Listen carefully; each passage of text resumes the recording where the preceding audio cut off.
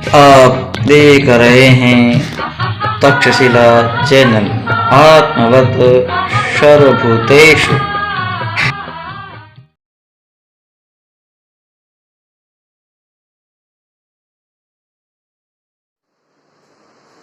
प्यारे भैया बहनों, तक्षशिला चैनल में आपका फिर से हार्दिक स्वागत व अभिनंदन है।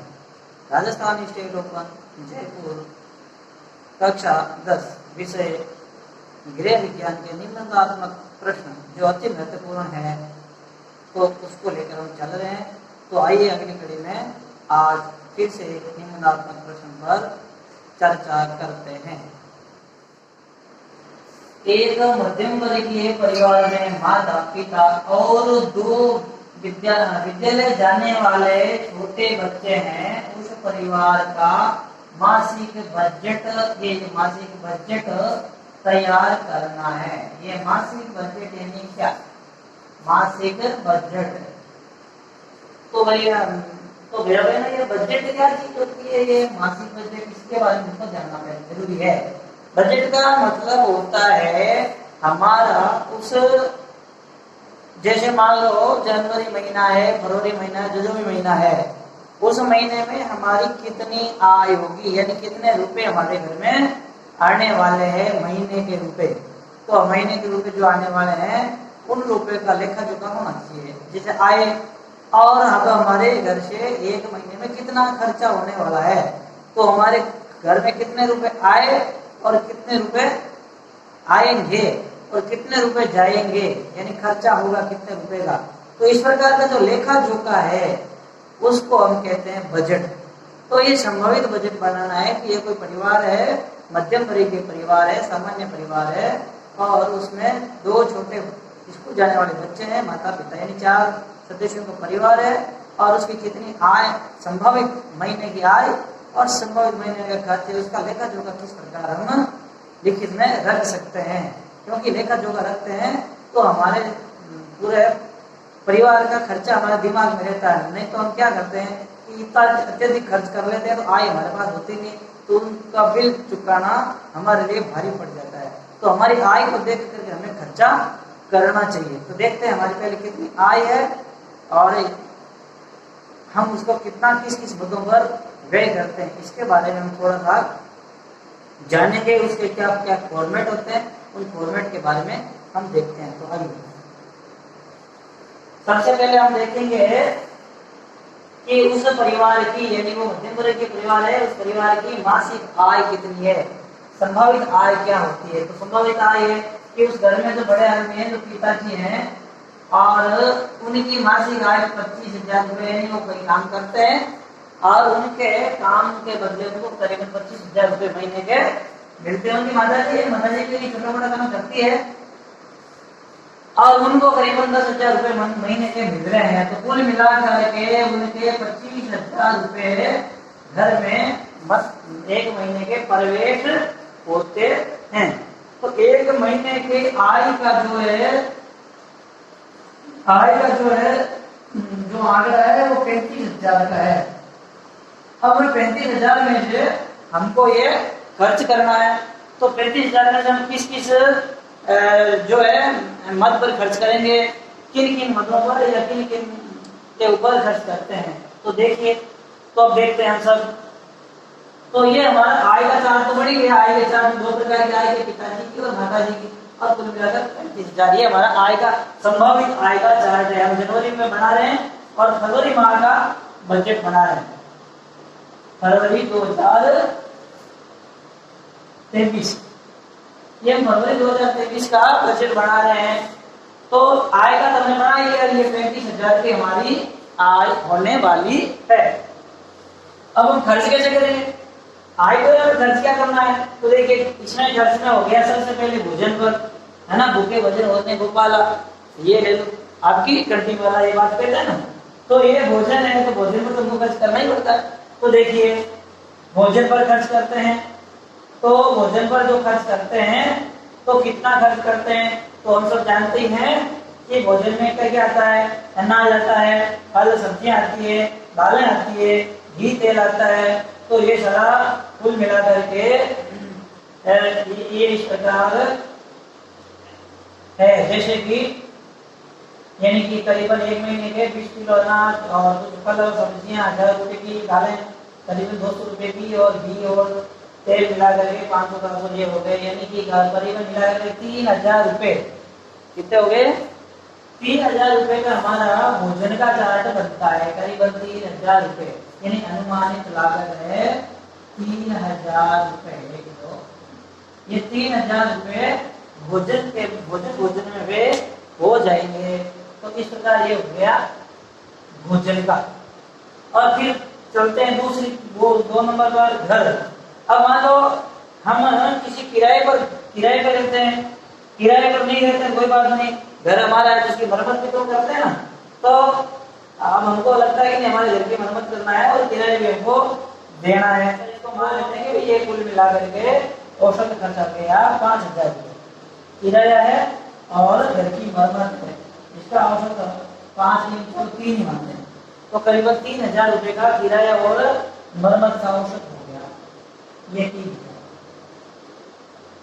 3000 हो गया। अब हमारे कपड़े सिले हुए और बिना सिले हुए, छोटे बच्चे रेडीमेड कपड़े लेने पड़ते हैं, बिना सिले हुए भी हम दर्जी से सिलाते हैं कपड़े, वो भी लेते हैं। तो ऐसा है कपड़े अपने खर्च, तो महीने के अपने कपड़े का लगभग बजट तय किया है, तो उसका लगभग बच्चे और चारों के यदि कपड़े लिए हैं तो करीबन 3500 रुपए का कपड़े का खर्च आ सकता है। अंदाजन के लिए हम इस महीने में कपड़े खरीदने वाले हैं, तो करीबन 3500 रुपए का होगा। और फिर हम चलते हैं शिक्षा। छोटे बच्चे हैं, दिखाया इसमें छोटे बच्चे जो विद्यालय जा रहे हैं, तो विद्यालय जा रहे हैं, प्राइवेट विद्यालय जा रहे हैं तो फीस लगेगी, और प्राइवेट नहीं जा रहे हैं तो कोई बात नहीं जा रहे हैं, पुस्तकें तुमको लानी पड़ेगी, उनके लिए कॉपी लानी पड़ेगी, बैग लाने पड़ेंगे, स्कूल पोशाक लानी पड़ेगी। तो ऐसे ये सब मिला करके अब हमारे बच्चे जा रहे हैं, तो महीने का खर्च उनका कितना आ सकता है, तो मान लिया कि बच्चे जा रहे हैं, फीस सहित है, महीने का खर्चा उनका 3000 हो गया। ये 3000 उनके बच्चों के फीस है, स्कूल फीस, पुस्तकें, स्टेशनरी वगैरह मिला करके 3000 रुपए बच्चों की स्कूल की फीस के हो गए। तो ऐसा एक चार्ट बना है। ये इसमें 4 मत हैं और 3 मत आगे और देखते हैं।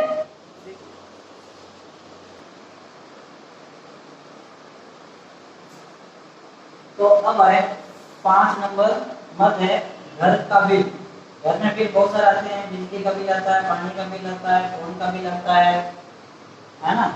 किसी के गैस कनेक्शन लिया है तो गैस है ना, गैस का भी बिल आता है, और भी कई प्रकार के बिल आते हैं। तो इसका मासिक खर्च 3000 माना गया है, उसका खर्च भी मासिक 3000 रुपये हो जाता है। फिर चिकित्सा खर्च, देखो घर में कोई स्वास्थ्य ऊपर नीचे होता ही रहता है, तो स्वास्थ्य हो जाता है तो औसत उसका 2500 रुपये माना गया है स्वास्थ्य के लिए। डॉक्टर की फीस है, दवाई की फीस है ना। और फिर है परिवहन। अब हम नौकरी पर जाते हैं तो हमको बस का उपयोग करना पड़ता है, और हमको अपना मोटरसाइकिल लेके जाते हैं, कोई है ना सामान लाने के लिए जाते हैं, तो उसमें पेट्रोल डालना पड़ता है, तो पेट्रोल का खर्च होता है। और मरम्मत हम उस मोटरसाइकिल की मरम्मत करवानी पड़ती, कभी कुछ उसमें डालना ही पड़ता है। तो ये मिला करके इसको परिवहन बोलते हैं। तो एक शब्द नाम दे दिया परिवहन। और फिर इतना होने के बाद में